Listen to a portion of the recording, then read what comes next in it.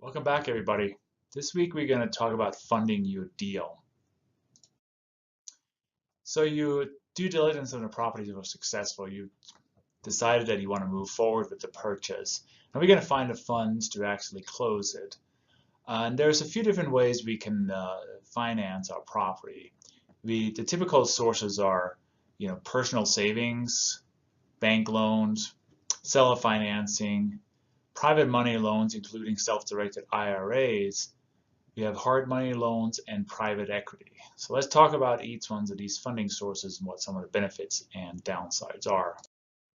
So traditional funding that most real estate or state investors will start with is bank funding in combination with personal savings.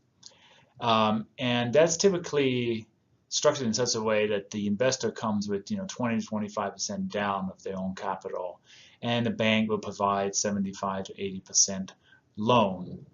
That loan will be amortized over 20 to 30 years. That means it'll take 20 to 30 years to pay it off if you keep the property that long. And the loan is fully amortized for sizes of 1 to 4 units. That means that if you have a 30-year loan, you keep the property that long, it will fully amortize, and after 30 years, your property is paid off. On larger than 4 units, this is called commercial loans. Your loan term can be anywhere from 1 to 10 years. That means that you'll have a balloon payment at the end of that term.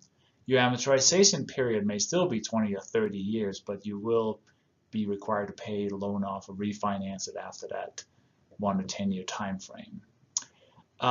Banks typically have competitive interest rates for investors that are typically a little bit higher than you do in your personal home, but still, right now in the 5% range. It can include strict underwriting, depending on the size of the loan and everything else. The bank may do a lot of additional due diligence and underwriting to make sure the deal makes sense, and they want to risk their capital for it. And when you go to these larger loans, some of the bigger players are those institutional lenders, such as Fannie Mae and Freddie Mac. They are big players in that market with very competitive rates, especially for large multifamily properties. Another great option is what's known as seller financing, or owner carry back. If an owner actually owns the property outright, that they paid off all their debt, they may choose to carry the note on that property. And the terms could be anything you negotiate. Maybe the owner wants a higher interest rate for a shorter period of time, or they're good with a longer the amortization period and lower interest. It's all you can negotiate with the relationship you have with that seller and what that person's goals are. It's typically easier to qualify than a bank because this relies on a personal relationship between you and the seller. The bank does not get involved, but still be prepared to show financial statements and maybe even a credit report so that you are a good risk to the seller. The seller really benefits, especially if they own a property for a long time, that they can spread out their taxable gains over a long period of time. So it could be very beneficial to them. And it's something that if you're negotiating with a seller directly, it may be a good thing to talk to them about and explain why seller financing makes sense. And it's also good to have a great relationship with the seller, as they need to trust you and make sure that you are a good risk.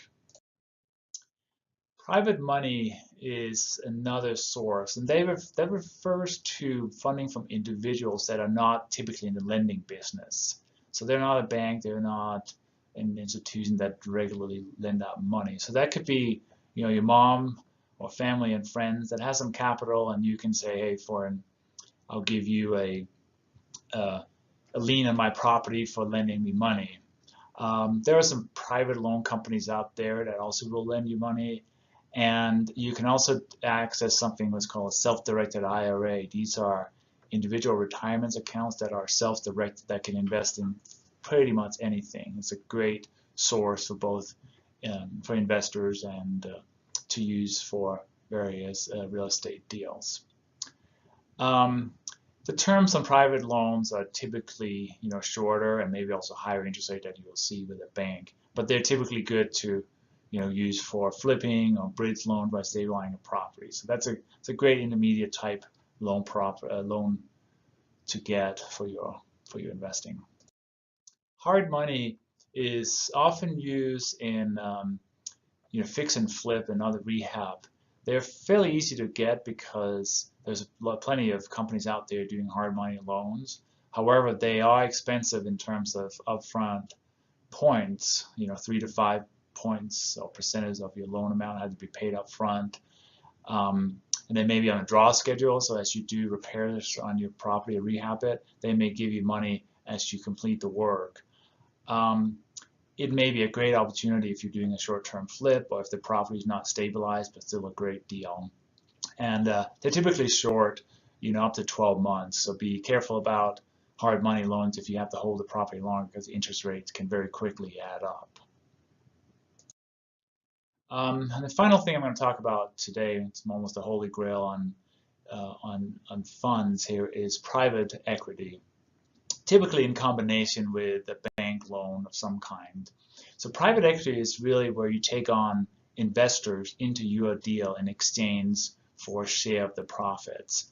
And it's called a syndication, and they must comply with SEC rules so you don't get in trouble for selling securities. So and we'll talk more about that in a later webinar. And you share your profit and your loss to investors in based upon what the splits are, typically 30% to the general partners and 70% to the limited partners or investors. It can be a great win-win for both you and the investor. You can go out and have access to almost unlimited amount of money, and the investor can get great return on their investment that they otherwise wouldn't see. It can require some expensive legal work to set up all the syndication documents to make sure you follow all the rules, but it's a great way to raise money for your deals. As always, I'd be happy to get on a call with anybody. Just go to my website, opendoorscapital.com/call. And next time we are going to talk about working with lenders. What are the requirements you need to fulfill in order to get a bank loan for your deal?